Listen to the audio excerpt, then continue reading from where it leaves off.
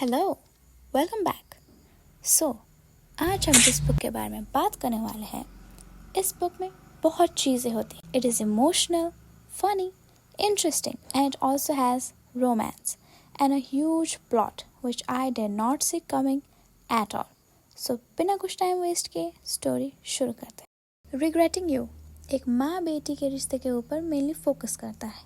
इसमें दो main characters हैं, Morgan grant which is a mother और उनकी बेटी क्लारा ग्रांट। ये एक टिपिकल माँ बेटी जैसे होते हैं, प्यार बहुत करते हैं लेकिन कुछ कुछ टॉपिक्स में सहमत नहीं होते। पहले तो सब कुछ ठीक होता है लेकिन इन लोगों की लाइफ तब बदल जाती है जब मॉर्गन का हस्बैंड यानी क्लारा के डैड की डेथ हो जाती है। स्टोरी फ्लैशबैक में जाती है जब मॉर्गन 17 साल की थी। तब उसके सपने बहुत थे, एक इंडिपेंडेंट लाइफ जीना और अपने कैरियर में ग्रो करना। लेकिन जब वो 17 साल which is a very young age में प्रेग्नेंट हो जाती है, तब उसने कैरियर के सपने देखना छोड़ दिए। उसने सिर्फ अपनी बेटी क्लारा और हस्बैंड क्रिस ग्रांट के लिए अपनी ज़िंदगी जीना शुरू कर दिया। और क्रिस एक प्यारा पति और एक अच्छा पिता होता है। प्रेजेंट में मॉर्गन एक रिस्पॉन्सिबल और थोड़ी कंजर्वेटिव माँ है और क्लारा एक टिपिकल टीनेजर है, थोड़ी रिबेलियस, थोड़ी क्यूरियस।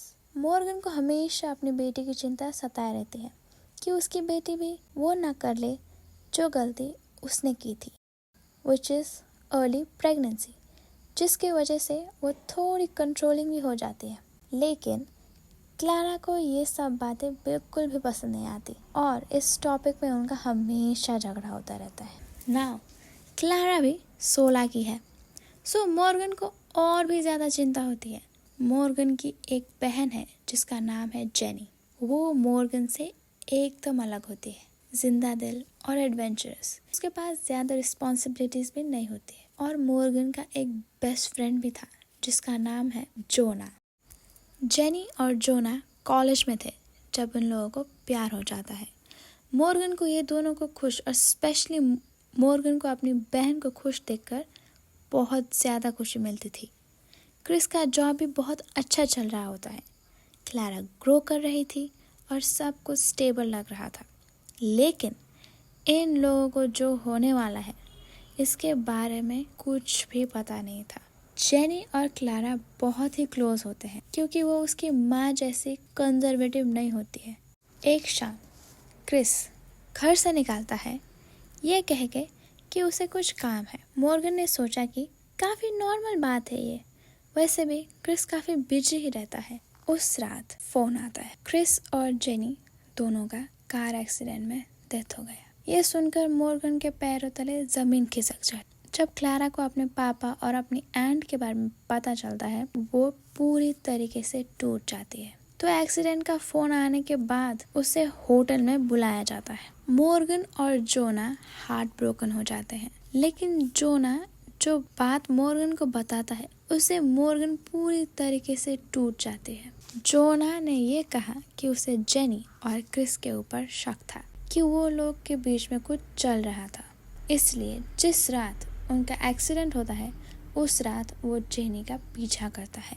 तब वो ये देखता है कि वो एक होटल में जा रहे होते हैं और वहाँ उसे क्रिस की एसयूवी पार्किंग में दिख जाती है। ये देखकर उसे बहुत गुस्सा आता है और वो वापस अपने घर आ जाता है। लेकिन यहाँ गौर करने की बात ये थी कि क्रिस के एक्सीडेंट जेनी के कार में हुई थी, तो क्रिस की कार उस होटल में है वाली बात जोना ने मॉर्गन को बता दी और वो वहाँ चली गई उस होटल में विजिट करने। और उस होटल रूम से उन्हें एक बैग में क्रिस और जेनी का सामान मिला था। लेकिन अभी भी मॉर्गन को ये विश्वास नहीं हो रहा था, इसलिए उसने चेक किया तो उसे उधर लॉन्ड्री सेट मिला और ये देखकर किसी को भी शॉक लग सकता है। तो एक्सीडेंट का फ़ोन आने के बाद उन्हें होटल रूम में बुलाते हैं ताकि वो अपने पति का सामान रख ले जो गाड़ी से मिलता है। और उसी दौरान उसे फ़ोन मिलता है और उसे अपने पति की फ़ोटो देखने का मन करता है और वो फ़ोन अनलॉक करके देख रही होती है जब उसे टेक्स्ट दिखता है और उसे पता चल रहा होता है कि क्रिस का अफेयर चल रहा था। मॉर्गन को ये देखकर यकीन नहीं होता। उस टेक्स्ट में जेनी और क्रिस के लव चैट्स थे। अब ये देखकर उसका पूरा विश्वास टूट जाता है। उसने जिस इंसान के साथ शादी की, जिसकी वजह से उसने अपनी जिंदगी सैक्रिफाइस की, उस आदमी ने उसका विश्वास तोड़ दिया था। इसके बाद जोना और मॉर्गन ज्यादा टाइम साथ ही रहने लगे थे, क्योंकि उन्होंने सेम ही दर्द फील किया है। एक तो अपने लव को खोना और दूसरी उनसे धोखा भी पाना। लेकिन क्लारा जब ये देखती है कि उसकी माँ और उसकी ऑन्ट का लवर ज्यादा टाइम एक साथ स्पेंड कर रहे थे, तो उसे लगता है कि उसकी माँ ने क्रिस की डेथ के बाद बहुत जल्दी मूव ऑन कर लिया, तो वो मॉर्गन अपनी माँ से ही डिस्टेंस मेंटेन करने लग जाती है।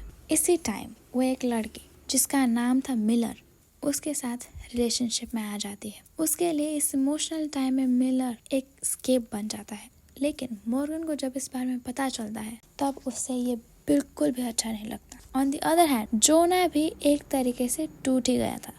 एक तो उसका प्यार यानी कि जेनी चली गई थी। उसको जेनी के चीटिंग के बारे में पता चलता है, और तो और जेनी के फोन के टेक्स्ट से उसे ये भी पता लगता है कि वो प्रेग्नेंट थी, वो भी क्रिस के बच्चे के साथ।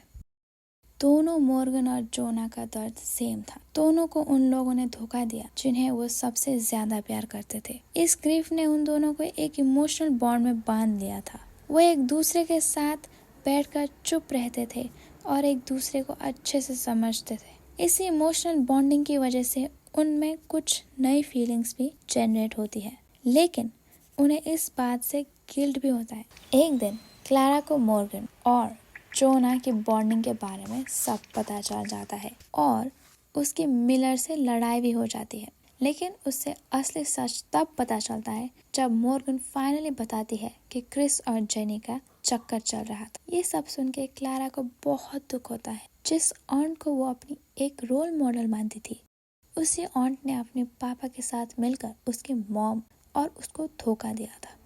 ये सुन के वो अपनी माँ से माफी मांगती है। ये सब के बाद क्लारा और मॉर्गन एक दूसरे को जेन्युइनली समझने लगते हैं। मॉर्गन जोना के साथ अपना फ्यूचर देखने लगती है। क्लारा भी मिलर के साथ एक बेटर हेल्दी रिलेशनशिप डेवलप करता है। और एक और बात, मॉर्गन और जोना पहले बचपन में भी साथ ही थे। वो एक किस्म के बेस्ट फ्रेंड्स ही थे। जोना हमेशा से मॉर्गन को पसंद करता था, लेकिन वो कभी बोल नहीं पाया क्योंकि उसका दोस्त क्रिस उसको प्रपोज कर चुका था और मॉर्गन भी क्रिस को पसंद करती थी। और जब जोना को पता चला कि मॉर्गन क्रिस के बच्चे के साथ प्रेग्नेंट है, तो वो उन लोगों की लाइफ से हट गया था और वो एक तरीके से गायब भी हो गया था। तभी जोना और जेनी का लव शुरू हुआ था।